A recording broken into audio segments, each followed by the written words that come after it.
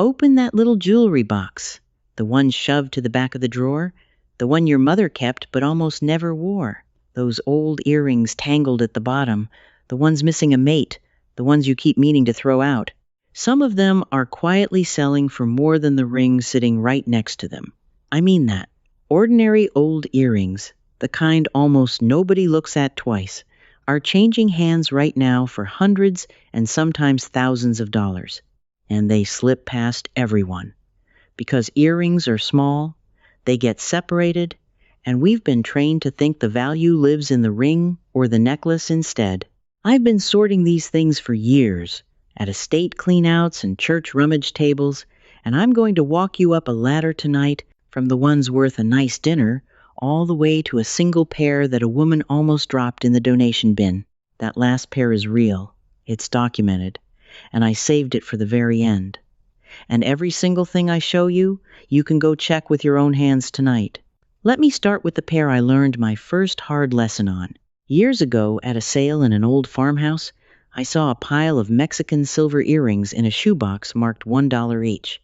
I bought a few because I liked them. I didn't look at the backs. That was the mistake. Because Mexican silver from a certain town, in a certain window of years, is some of the most collected silver in the world. Here's what I want you to do. Take any pair of heavy, chunky silver earrings and turn them over. You're looking for the word Taxco, spelled T-A-X-C-O, or a set of tiny stamped initials. The name you're praying to see is Spratling. William Spratling was an American who moved to Taxco, Mexico, in the 1920s and built a silver workshop that changed everything. His pieces from the 1930s and 40s carry his initials or a little stamped mark, and they turn up in junk boxes all the time because people think silver is just silver. A pair of genuine Spratling earrings, the bold, modern designs with amethyst or obsidian, has sold for $400 to over $1,000. Even unsigned Taxco pieces marked with the number 980, meaning a purer silver than sterling, bring real money from collectors who hunt them. So look for the town name, look for the number, feel the weight, because these are heavy. But heavy silver is only the bottom rung, because the next thing I want you to check isn't metal at all. It's a kind of early plastic that people literally cannot tell from junk, and it hides in plain sight. Now, most people would look at a pair of carved, colorful earrings and assume they're cheap plastic from a dollar store. And most of the time, they'd be right. But sometimes what they're holding is Bakelite. And Bakelite, the right colors, the right carving, is one of the hottest little corners of the vintage world. Bakelite was one of the first true synthetic plastics, patented back in 1907. And by the 1930s, it was everywhere, in radios, in poker chips, and in a flood of bright, cheerful costume jewelry. The catch is, it's been out of production for generations, and today, collectors chase it hard. Here's how you tell it apart from ordinary plastic, and you can do this in your kitchen right now. Run the earring under hot tap water for a good 30 seconds, then quickly smell it. Real Bakelite gives off a sharp chemical smell, a bit like formaldehyde or an old chemistry set. Modern plastic smells like nothing, or faintly like crayons. There's also a polish test collectors swear by, using a cotton swab and a little metal polish. If the swab comes away yellow, even on a black or red piece, you're likely holding Bakelite. The colors matter enormously. Deep reds, that warm butterscotch, a translucent shade collectors call apple juice, and anything with hand carving, dots, or laminated layers of two colors. A carved pair of Bakelite earrings can bring $40 to $150, and rare figural or deeply carved examples climb higher. So don't toss the colorful plastic until it passes the hot water test. But even Bakelite is a warm-up, because the next thing on this ladder is something people confuse with a cheap souvenir, when it might be a hand-carved treasure from another century. Look for a pair of earrings with a carved face or figure, usually a woman's profile, in what looks like white on a pinkish or orange background. Cameos. Almost everyone assumes their old lady jewelry worth nothing. But there's a world of difference between a molded plastic cameo and a real one, and that difference is measured in hundreds of dollars. Here's your first check. Hold it up to a strong light and look closely at the carving. A real shell cameo carved by hand shows tiny irregular tool marks, and the thin areas of the shell will glow slightly, letting light through. A cheap molded resin cameo looks perfect even and completely blocks the light. Run your fingernail gently across the surface. Carved shell has real dimension you can feel. Molded plastic is smooth and flat. Now, the ones that make collectors sit up. There's a rare type called lava cameo, carved from the stone around Mount Vesuvius, made for wealthy travelers in the 1800s. They come in soft grays, browns, and olive greens, not white, and they're carved in astonishing detail, sometimes with the face standing far out from the background. Then there's hardstone cameo, carved from banded agate or onyx, which feels cold and heavy like true stone. A pair of genuine Victorian shell cameo earrings runs $100 to $300. Lava and fine hardstone pairs from the 1800s can reach well past $500. So check the light, feel the carving. But now I need to talk to the person who's been half listening, thinking none of this is in their house. This next part is for you. Yes, you, the one who's already decided that box you inherited, is nothing but tangled junk and bent clip-ons. I've heard it 100 times, and I've been proven wrong at nearly every sale I've ever worked. So here is one thing you can do tonight, before you go to bed, with nothing but your own 2 hands and a lamp. Dump the whole box out on a white towel. A white towel, because it makes everything easier to see and stops small pieces from rolling away. Now, one by one, turn every single earring over and look at the back, not the front, the back, because the back is where the truth lives. You're feeling and looking for 3 things. First, any words or tiny stamped letters. A maker's name, even a single word, can multiply the value 10 times over. Second, the closure. Screwbacks and clipbacks generally mean the piece is older, from before pierced ears came back into fashion in the 1960s, and older often means better made. Third, weight and coldness. Real metal and real stone feel cool and have heft. Cheap stuff feels warm and light and hollow. While you're at it, hold each stone up to the light and tip it back and forth. If you see a little flash of color from behind the stone, almost like a mirror, that's foil backing. And foil backing is a signature of very old, hand-set pieces. Set aside anything with a name, anything heavy, anything with that foil flash. That little pile is where your money is hiding. So tonight, before you go any further, let me point you towards something that goes much deeper than one video can hold. Everything I've been teaching you tonight, the marks, the tests, the construction details, the names that matter, is drawn from the same research I put into my book, Hidden Value. It covers not just earrings, but the full range of overlooked objects that people donate, discard, and sell for pennies every single day, with the exact identifiers you need to stop that from happening in your own home. You can find it linked in the description, and I genuinely think it will change the way you look at every drawer you open from this point forward. Now, with that in your hands whenever you need it, let's keep climbing this ladder together, because the next name I'm about to give you is one of the most faked and most overlooked in the whole business, and once you can read the mark, you'll never look at costume jewelry the same way again. Pull out any earrings that sparkle like diamonds but you know can't be real. Rhinestones. Most people write them off instantly as 5 and dime junk, but turn them over and look for a tiny crown stamped above a single word, Trifari.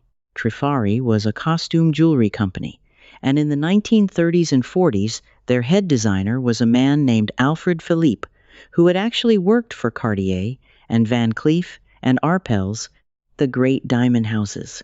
He brought that craftsmanship to costume pieces. He used hand-set stones, a special bright metal they called trifanium, and enamel work so fine that these pieces were photographed on magazine covers and worn by first ladies.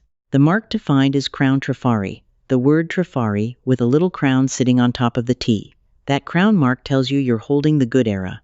Some pieces even carry a tiny patent number, which you can look up to pin the exact year. Signed Crown Trifari earrings regularly sell from $60 to $200, and the rare enamel and figural designs, the flowers and fruits and jelly belly styles climb into the many hundreds. I've watched a single Trifari pair sell for more than a real gold pair sitting in the same case, purely because collectors know the name. So find the crown. But here's where it gets interesting, because the next pair I want you to hunt for often has no name at all. And learning to spot it without a signature is the secret that separates the people who profit from the people who donate. Reach back into that pile for the biggest, most dramatic rhinestone earrings you own, the ones dripping with stones in colors like watermelon pink, aurora borealis, or deep amber. Flip them over, and if you find nothing, no signature, no name at all, do not put them down, because you might be holding Juliana. Now, Juliana isn't really a brand. It's the name collectors gave to jewelry made by a company called DeLizza and Elster, mostly in the 1960s.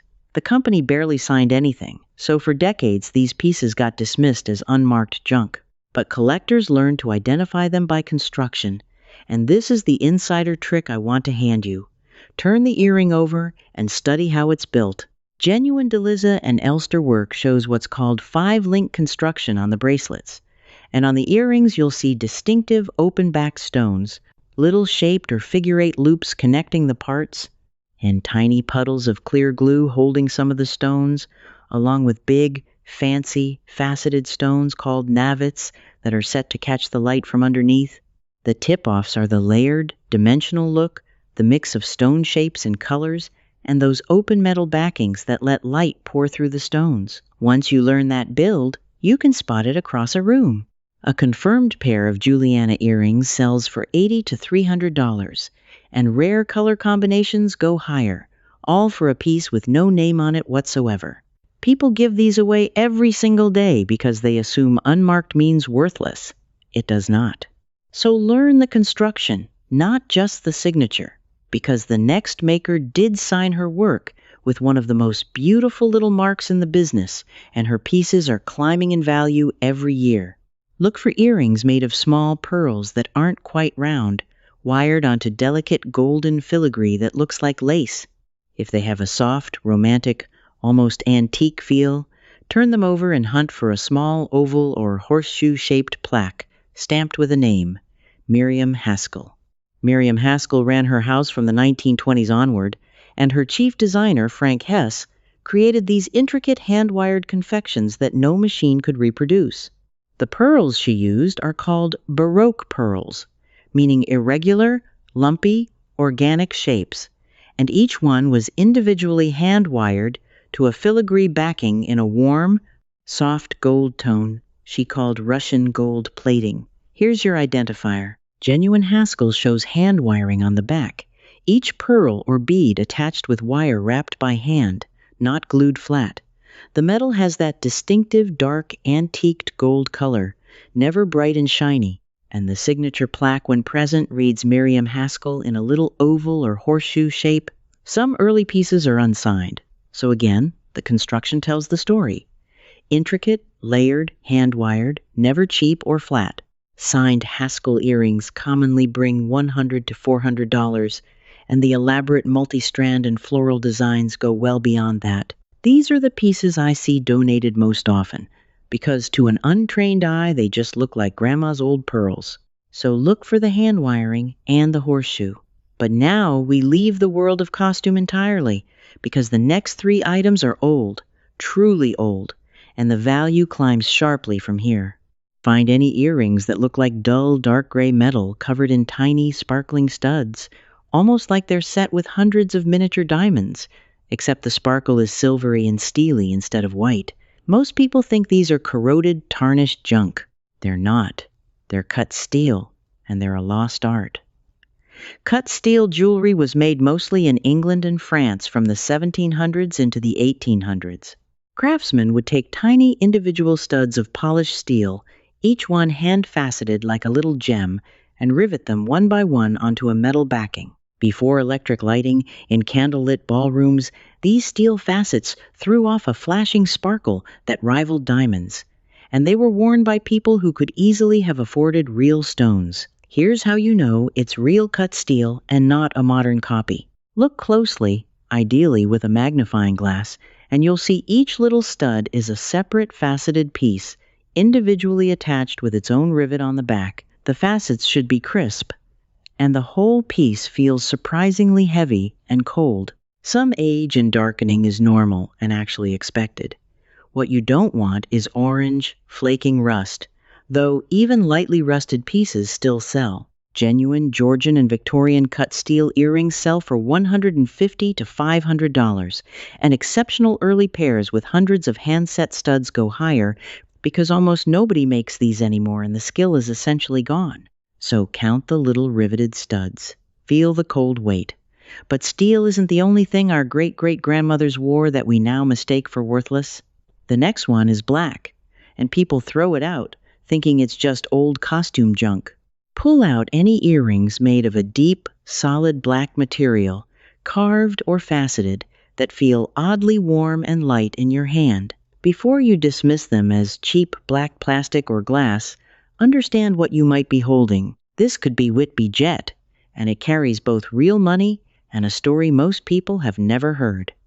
Jet is fossilized wood, millions of years old, and the finest came from the cliffs around Whitby in England. It exploded in popularity in the 1860s after Queen Victoria went into mourning for her husband Prince Albert and wore black jet jewelry for years.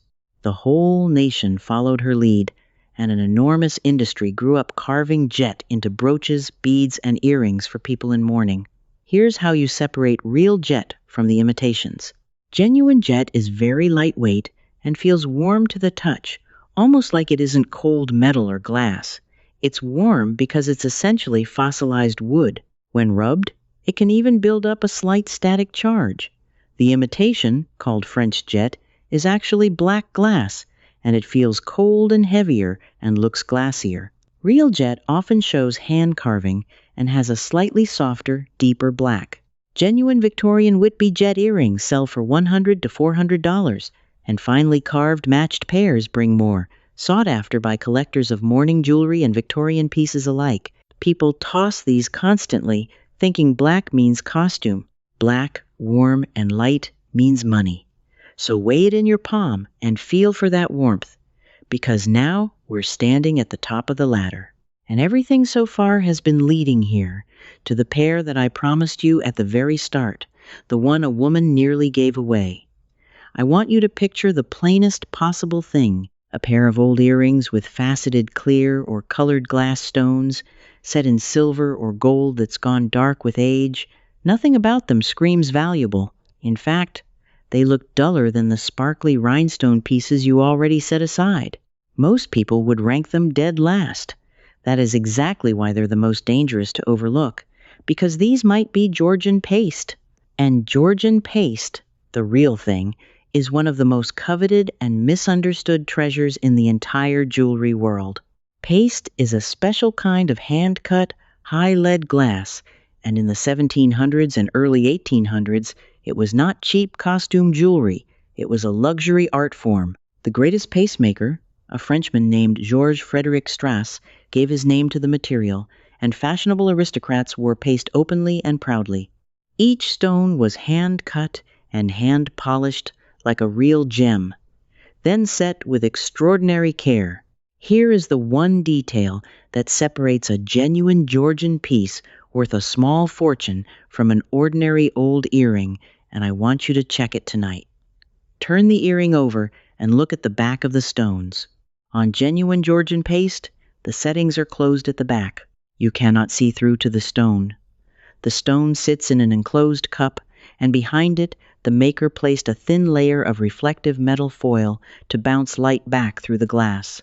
That foil is why these old stones can glow with a soft, deep fire even in dim light. So the test is simple. Closed backs, not open, a little window of dark foil instead of a see-through setting, often set in silver, sometimes with a warm gold behind it. The cut of each stone will look slightly irregular under a loupe, because a human being cut it by hand 200 years ago.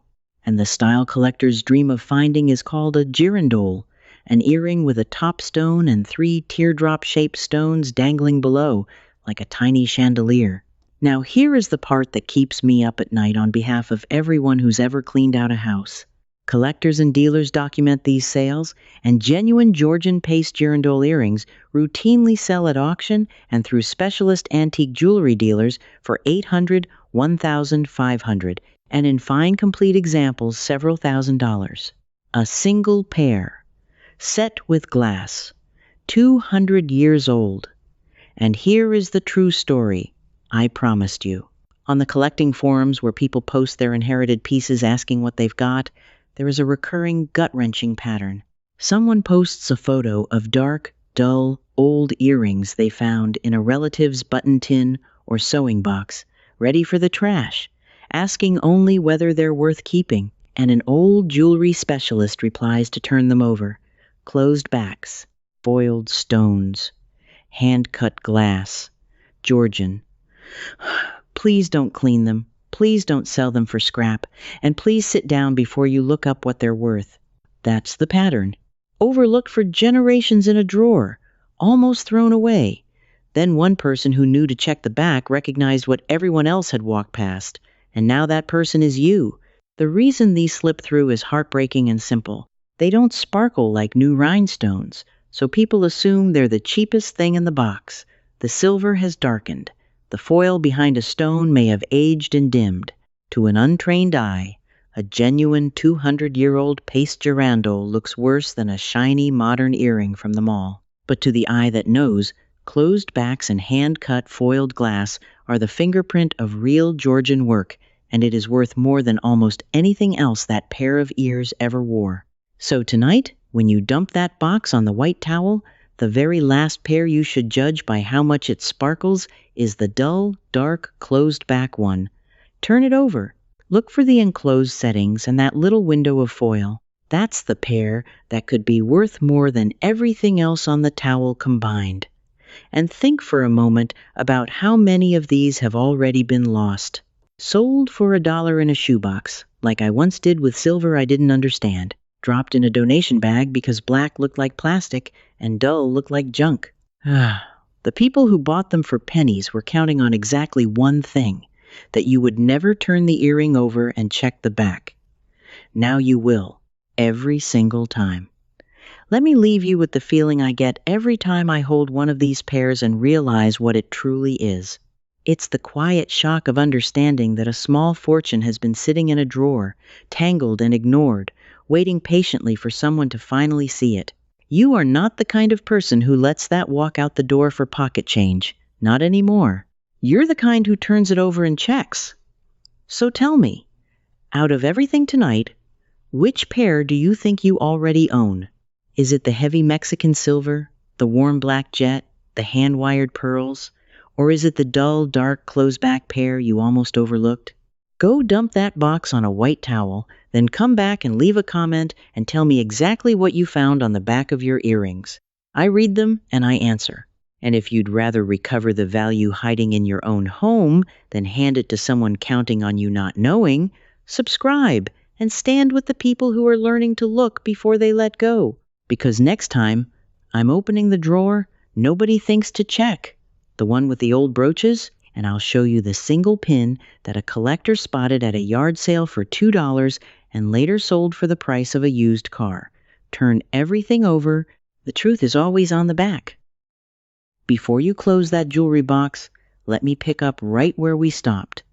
Inside my membership, the Hidden Treasures Circle, I go through it slowly, every earring type checked piece by piece. And you can ask me your own question. A real person. Me, answering you myself. You'd belong among thousands of everyday collectors just like you. Just point your phone's camera at the code on the screen, and you can cancel any time.